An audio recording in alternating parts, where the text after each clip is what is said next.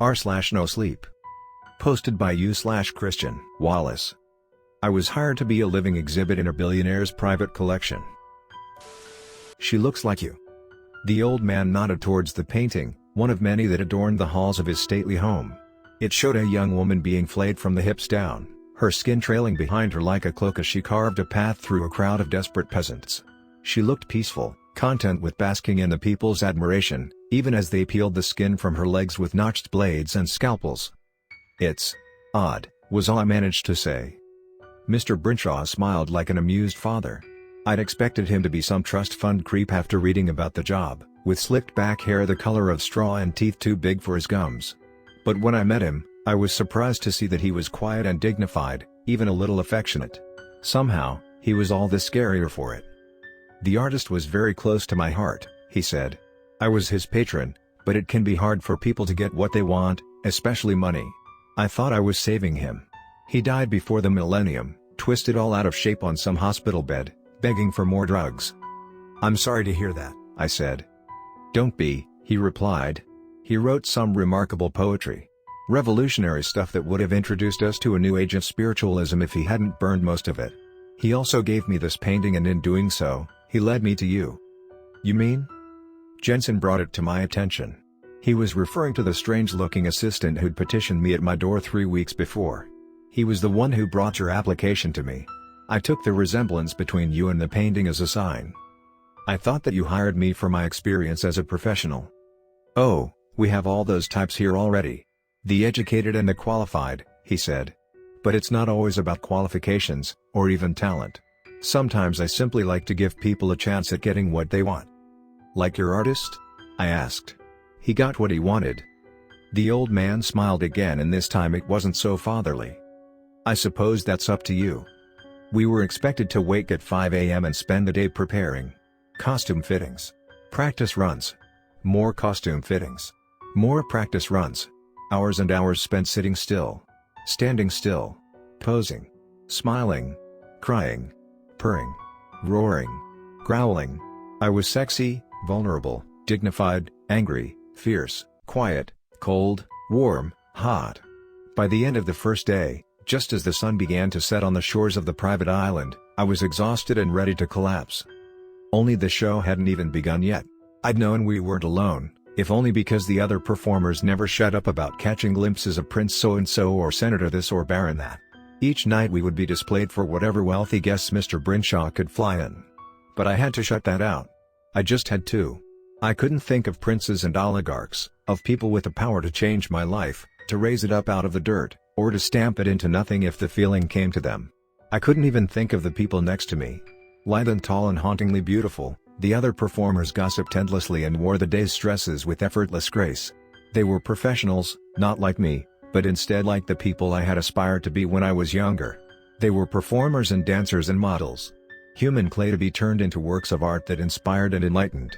There were photos of them in galleries worth more than my entire life's possessions. For our first piece we were dressed in graduation gowns, only instead of caps we wore old-school military helmets. They were spiky-looking German things that I'm sure made some commentary on violence or education or something else.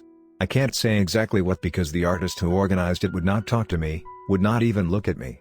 I listened, but did not speak, for 12 hours until the moment finally came, and we were herded onto a stage where I was told to stand in the corner and look forlorn. There were 13 of us set in various places around a central podium. A young woman, easily 6'3" with the frame of a Victorian ghost, was then guided to her place at the focus of the piece. She tried not to smile as she climbed the steps, but her eyes alighted on me for the briefest of moments and I felt her smug superiority overwhelm me. I began to shake, to flush hot with sweat and embarrassment, but before I had time to compose myself, the room suddenly burst into frantic alarm and every black-shirted assistant, choreographer, and costume designer fled into the distant corners of the room where they disappeared behind secret doors. Only the artist remained, and he made some final adjustments before the guests arrived. "Catherine," he said, and God if I haven't heard that exact same phrasing of my voice 1,000 times before. "Catherine darling, can you just scooch down, just a little?" I bent my knees ever so slightly, getting a face full of a young man's back. I was effectively hidden behind him. "Brilliant," the artist said and clapped his hands. And then the guests poured in. I stepped down from the podium, gold paint flaking from my armpit and crotch. It was the third week. The 21st show. Each day we spent 6 long hours posing or performing like we were taking part in a ritual. No two shows were alike, and every day brought strange new instructions. Today's task was to remain perfectly still. I was exhausted, shivering and drained from the sheer physical exertion of holding a pose for so ridiculously long. Ilana floated past me, a full head taller than I, not even looking down as she hurried on towards the adoring artist. Other dancers broke away from their conversations and surged out to greet her, and a timid-looking man who I knew to be a guest lingered awkwardly, waiting to make her acquaintance. His movies dominated the box office every year, but he fidgeted nervously like a chubby teenager at Comic-Con. She was painted silver, only on her it looked platinum. The rest of us were like shabby copper figurines in comparison. This was our first nude show, and I didn't feel like sticking around with all the others who seemed so comfortable in their own skin, so I hurried from the stage and made my way to one of the corner exits. "Oh, Ilana." I turned to catch Mr. Brinshaw, flanked by the lanky Jenson. He shuffled up to the precious metal debutante and took one of her hands into his. His eyes looked at her with pure admiration, like she was his favorite daughter and mistress rolled into one. Whatever he said to her, I couldn't make it out, but it looked like a secret shared between two lovers. It hurt to see him talk to her like that. It was childish and stupid of me. I knew it even then. But it still hurt like hell. I looked down at my legs and saw the paint flaking away, and I felt so irritated that it would do that for me but none of the others. I got ready to hurry back to the changing rooms only for my attention to be caught by Mr. Brinshaw. He was talking and laughing, and he had swept his eyes across the crowd in a way that I mistook for his turning in my direction. Only his eyes didn't stop to linger, not even for a second. He simply did not see me. Not looking for Prince Charming? It was Jenson, smiling awkwardly as he sat beside me on the step where I smoked. We were behind one of the many kitchens that opened onto a gravel-filled bit of yard. Big houses. Really big houses. I knew they often had little openings like this. It let natural light fill rooms deep in the center of the building. A lot of the models have been gagging to meet the guests outside of the performance. Mr. Brinshaw finally relented, he added. "For Ilana?" I asked. Jenson smirked. I think he was trying to be sympathetic, but it didn't seem that way. "Didn't realize I'd be coming all this way to be hidden at the back," I added. "It's been 3 weeks and ever since the first I've been out of sight the entire time." "You're trying your best," he said with a limp shrug. "Do I stand out that badly?" He laughed. "It's a weird job," he replied.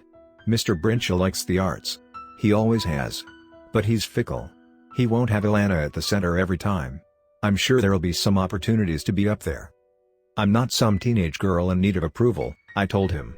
"Why don't you get up there and flash the CEO of GE your balls if it's so easy?" "Oh God, no." He laughed. "I couldn't get up there and do what you guys do. There isn't a single mature hairline up there." I don't know if he realized it, but he rubbed his hand across his head as he spoke. "For what it's worth," he said, "one of the guests left this for you." He handed me a small card, my name written on one side in flourishing cursive. "You are a force to be reckoned with," it read. "Shine brightly." "Mr. Brinshaw?" I asked. "It's not his writing," he replied. "But someone saw you up there and liked you. I know you feel a little out of your league, but you're not hopelessly outclassed. We hired you for a reason. Just keep at it." That night I could not sleep, so I decided to take my restlessness and exercise it a little with a walk around the house. Most of it was open to us, and in one of our first meetings Mr. Brinshaw had encouraged us to roam the halls and galleries so that we could take inspiration from his private collection. Most of it was a little mundane, obscure blocks of color and black and white photographs of naked women alongside ugly caricatures and unsubtle statements on all kinds of isms. Any one of the pieces would be worth millions to the right person, but none of it spoke to me. Or at least, most of it didn't. Sure, a lot of it was rote, exactly the kind of thing you'd expect to find hanging on the walls of someone with too much money. But every now and again I'd find myself stopping at a painting with a cheap frame, hanging awkwardly over a bathroom door or tucked away in one of the endless hallways, and it would seize my attention. I saw turquoise oceans with bone-colored spray, the sky-writhing pattern of fractals that hurt my eyes. Another showed a cacophony of dissected eyes and broken bones. Beside it was a tableau of poisoned men collapsing at their table as the skin sloughed from their body and they clutched at purple faces. One of the most beautiful showed an endless field of ice broken, only a spatter of bloody fur. I walked until just after midnight, honing on these Baroque paintings that had been so clearly and deliberately understated. Slowly, I came to realize that they formed a kind of secret exhibition, one that threaded between all the others. The paintings were diverse in their content, but all possessed a singular sense of taste that I knew must belong to the collector. If he'd bought the other paintings out of some pretentious need to impress, he'd at least bought these ones out of a genuine interest. He liked them. I liked them too. My favorite was an image of puckered lips, flushed red with matte lipstick, pressed firmly against the orifice of a cigar cutter. The tip of the woman's tongue was squeezed into the hole, and the blade was faintly visible at the corner of the rim. It hadn't drawn blood yet, but you could see how close it was to bursting the thin skin. God, the rush of colors was astonishing, capturing the strange lilac complexion of veins that riddled the underside of her tongue with near photorealism. You could practically feel the pressure as a tangible excitement. "Do you know who painted these?" I turned to see Ilana looking nervous, bags under her makeup-less eyes. She didn't look so big out of her frocks, nor did she seem so unpleasant. She looked young, and I softened my expression and tone in order to swallow some of that ugly jealousy I felt. "No," I answered. "Do you?" She shook her head. "They're in my dreams," she said, chuckling nervously. "I find it hard to sleep." "Probably just the stress. Always being in the center of it all," I said. "I don't mind the attention," she replied. "I think it's this place, maybe. Have you explored much? A lot of the doors are locked off but one of them. Do you mind checking something for me?" She relaxed a little and reached out to take my hand before hurrying along with me in tow. She reminded me of a little kid relieved to find out they're not lost and alone, and I felt some trepidation as her footfalls slowed and we came to a small door set at the end of a very long dead end. "Listen," she whispered, before stealthily sidling up to the door and holding her breath. She gestured for me to do the same and I did, pressing my chest against the nearby wall and leaning out so that my ear hovered over the wooden panels. "There's someone in there," she mouthed silently. I strained to hear past the rush of blood in my ears. For a few brief seconds the world narrowed to a fine point as I focused all my attention onto that door. Quietly, so quiet I couldn't say for sure it was even there, I heard a shuffle. Or perhaps a scrape. Or maybe even a footstep. It was so hauntingly still. I became aware that I could be hearing something as subtle as the shifting of bedsheets, or the turning of a body as it rotated silently on one foot. And what of me? I wondered. What of my clumsy feet? Or the creaking of my bones or tensing of my muscles? Could they hear me? I looked back the way we came. We were deep in the spider's lair, so to speak, and I made to uncouple from the wall and begin the slow walk back. Ilana did the same, only both of us were stopped in our tracks when a single white card slid out from beneath the door. Ilana was frozen by the sight, her eyes going so wide and her skin so pale she looked like a porcelain doll. I realized I was going to have to be the one to pick the card up. A small thing to do, I told myself, but the hairs on my hands still stood on end as my skin came closer to the gap at the bottom of the door. I felt a breeze wafting through, only it was hot and damp like someone's breath. It smelled of rotten meat and perfume. As soon as I had the card in hand I stood up and ran. "Your friend is unpleasant," it read. "But I'm glad you liked my painting." "I didn't like any of his paintings," Ilana said, giggling and giddy from the fright. We had both settled down on one of the many stairways that curled throughout the house. "I don't know why this person thinks I did." I didn't have the heart to tell her that I recognized the writing. But then again, she had automatically assumed I was the friend, and why not? Hadn't everyone loved her? Hadn't everyone focused all their attention on her? "Whoever it was," I said, "they didn't like that you brought me along. Maybe next time you should just go alone?" She nodded in agreement. Everybody was talking the next day, except for me. Ilana had been whisked off in a sudden flurry of excitement at around 5 in the morning. People asked if I had seen her, but I always answered in the negative, my hand straying to the card in my pocket with each posing of the question. There had been a struggle, some said. Something awful had happened in the library closest to Mr. Brinshaw's bedroom. Some of the other performers even mentioned screaming, that or they'd wormed the information out of one of the staff. Whatever had happened, it had taken place in some far-off corner of the mansion and it resulted in an Orange Coast Guard helicopter flocking to the private island where Ilana was lifted away with a face covered in bandages. With one less performer everyone's attention soon returned to the task at hand. The artist of the day was practically in tears as she ordered us around and screamed at the costume fitters to do a week's work in an afternoon. Everything was manic, and before long the mystery subsided, and we were all being hurried out onto stage.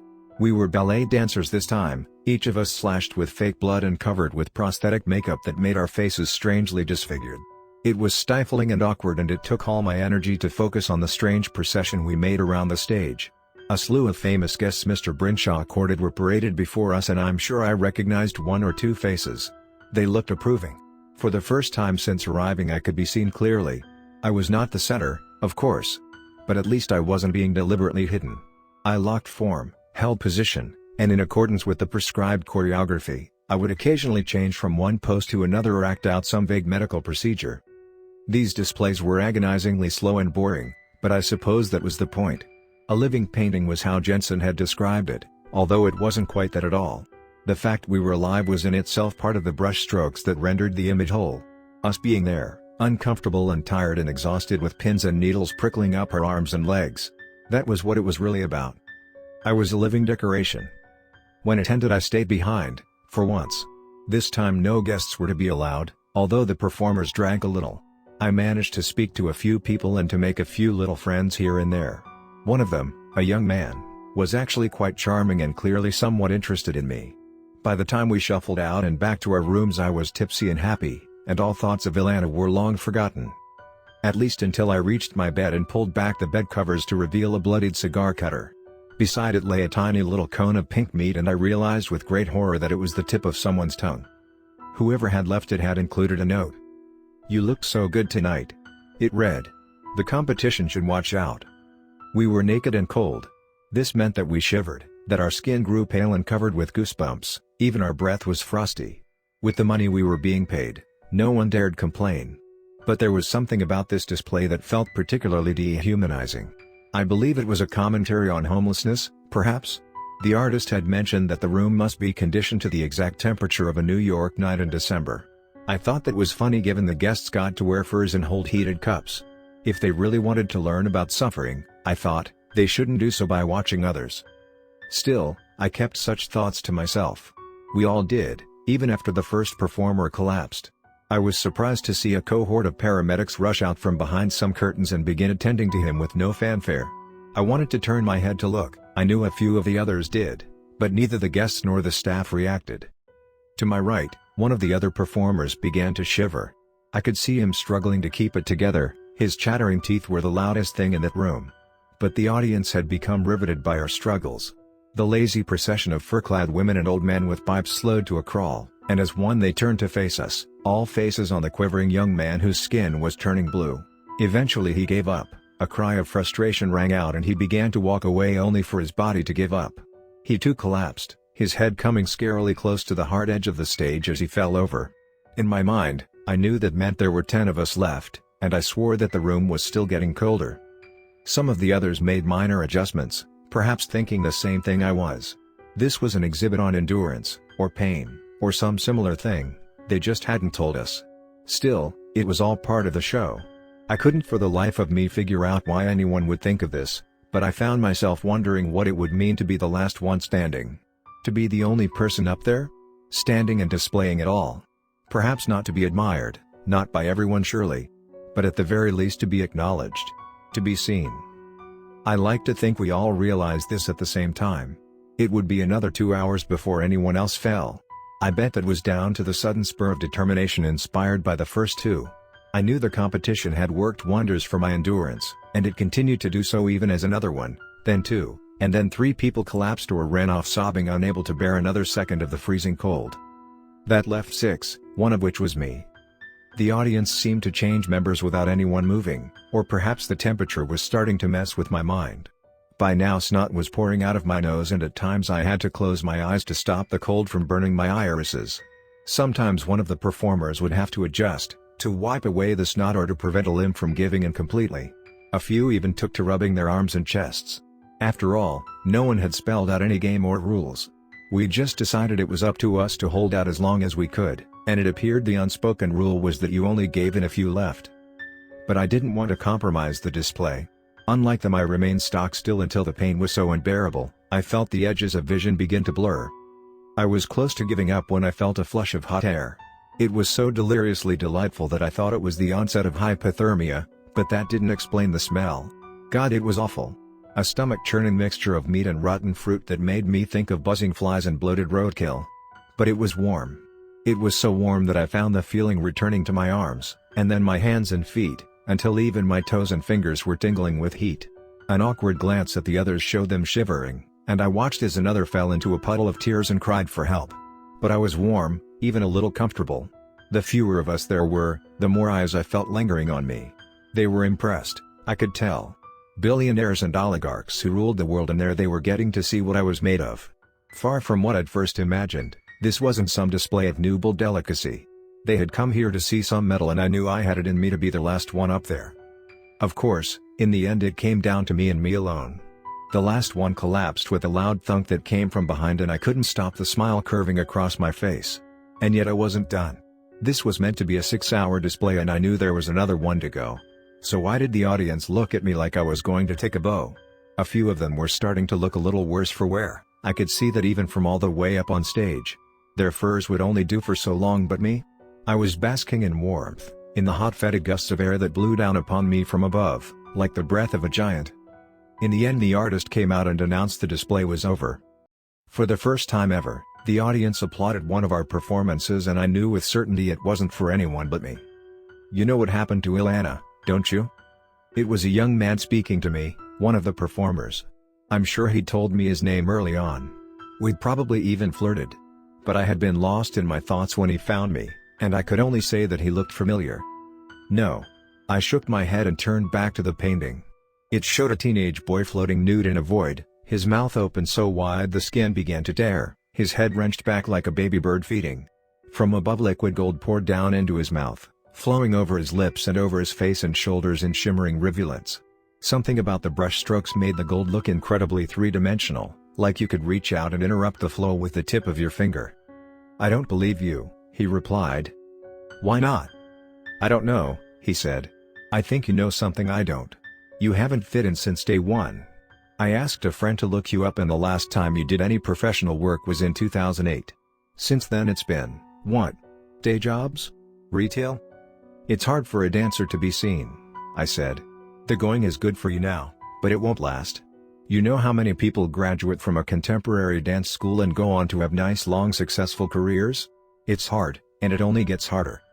But you're here, he replied, and they aren't. Smells fishy. Ever since that night when they tried to freeze us to death, I've been thinking that this all feels wrong. Wouldn't surprise me if it's one big show and you're part of it. So, what do you want me to say? I want to know the truth, he said. I want to know why someone like you is up there, taking center stage after a contrived series of bullshit just to, what? Keep us eager? Make us that little bit extra insecure? Why don't you see for yourself, I said, and gestured for him to follow me, leading him quietly to the door at the end of the long hallway. Lately that door had the strangest habit of always being close at hand, but I didn't think about it much. I had no idea what, exactly, I was planning on doing. But he had seemed so pleased with himself and his little theory, and me agreeing had to show him something had validated all his petty jealousies.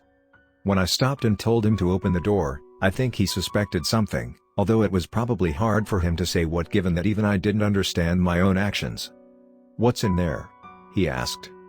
I think it's whoever all of this is really for.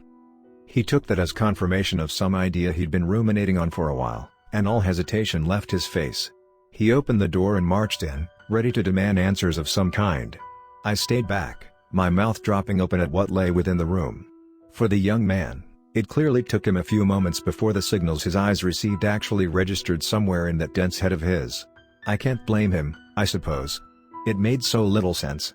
He shouldn't have been able to walk in there at all. It was a featureless void of distant blues and cosmic light. It felt so utterly enormous, but also somehow intimate, claustrophobic even.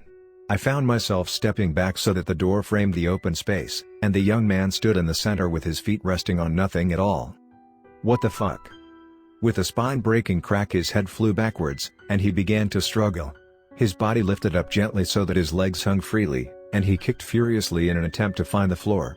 His eyes were flickering madly from side to side, and I knew that he was looking for me, hoping that I would come to his rescue.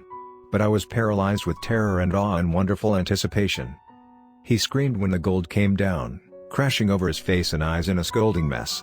Up close I realized this wasn't paint, but real molten metal, and God, it was beautiful. He thrashed and howled in agony as the very meat of his face and torso cooked in its cocoon of boiling metal, only for his limbs to seize up and his body to fall still. He was not dead. I could see that from the way he kept trying to turn and look at me.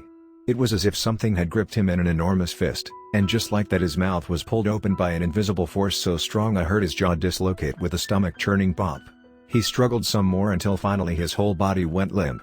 He hung there suspended in nothingness as the gold continued to pour downwards in a terrible cascade. It was a perfect recreation of the painting. Even the doorway had taken on a strange golden quality, and I realized it was a perfect replica of the painting's frame.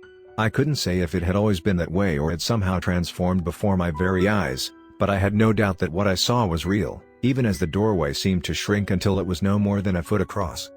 Without quite knowing why, I reached out, and just like that, perspective bent in on itself and my fingers touched canvas. The door had disappeared and now there was only the painting. Still the boy hung there, rotating slowly. When I withdrew my hand, I noticed a trickle of gold running along my skin. Giggling, I licked it off and relished the chemical taste. When I looked back, the scene had frozen, and I was faced with a perfect replica of the original painting. "You know what happened to Ilana, don't you?" It was a young man speaking to me, one of the performers. I'm sure he'd told me his name early on. We'd probably even flirted. But I had been thoroughly absorbed by the painting in front of me. Blinking away the urge to giggle or run, I turned back to him. He looked oddly familiar. "No." I shook my head, unable to keep a wry smile from coming to my lips. I opened the cupboard door and was shocked to see a young woman staring at me. Her eyes were wide, and she backed into the corner like a wounded animal. I recognized her immediately as one of the performers. "Good God!" I cried. "What are you doing in there?" "Shush!" he hissed. "I think the others are gone." "Don't be silly," I grumbled. "Aren't we doing a show today?" The woman looked at me like I was insane, her anxiety momentarily overridden by confusion. "Do you even know what's out there?" she asked. "What's happening?" "A house." I laughed. "Some paintings?" "Have you looked at the paintings?" she cried. No, I won't let that happen to me." "You should," I said. "Didn't you come here to be part of something special?" She gave me that look again, like I was a lunatic, but before she managed to throw any mean words my way, something moved in the cupboard behind her. "What was that?" she snapped, her head whipping from side to side. It moved again, and I realized it was the wall behind her. I decided to calm her, but when I reached out, my hand touched something cold and hard, like a sheet of glass. Tunk. My finger probed the surface with confusion while the woman frantically pulled the tiny space apart looking for whatever had moved. When the wall shifted again, it finally dawned on her what was happening. "Let me out!" She screamed and went to shove me aside, but like me, her hands couldn't get past that invisible wall. "WWW what?" she stammered. "What the fuck?" Her eyes lighted upon me with burning hatred. "You!" she screamed. "It was you all along. I fucking knew you'd never be." Her words were cut off when the wall behind her touched her back. All accusations fell away as she was pushed up against the glass and the pressure started to build. Desperately her hands probed the invisible wall, and I noticed that her fingertips peeked out around the edges. I touched it myself and felt that the gap was no more than a millimeter wide. "I don't think you'll fit through there," I said, only for the wall behind her to come closer once more. This time it was followed by a crack or two, and the girl's eyes widened. She kept screaming, but another shunt from the wall behind and all noise stopped. Not because she was dead, but just because she couldn't move her ribs and diaphragm enough to draw in any air. What little was left in her lungs was used to whisper a quiet plea. "Help." "I am," I said. The wall was relentless, and I stepped back as it pushed through her like a pneumatic press. The colors that were pressed up against that invisible surface started to bloom as her body underwent what one might call a postmodern deconstruction. Pinks and purples and yellows and browns and reds. It made me think of pre-mixed paint.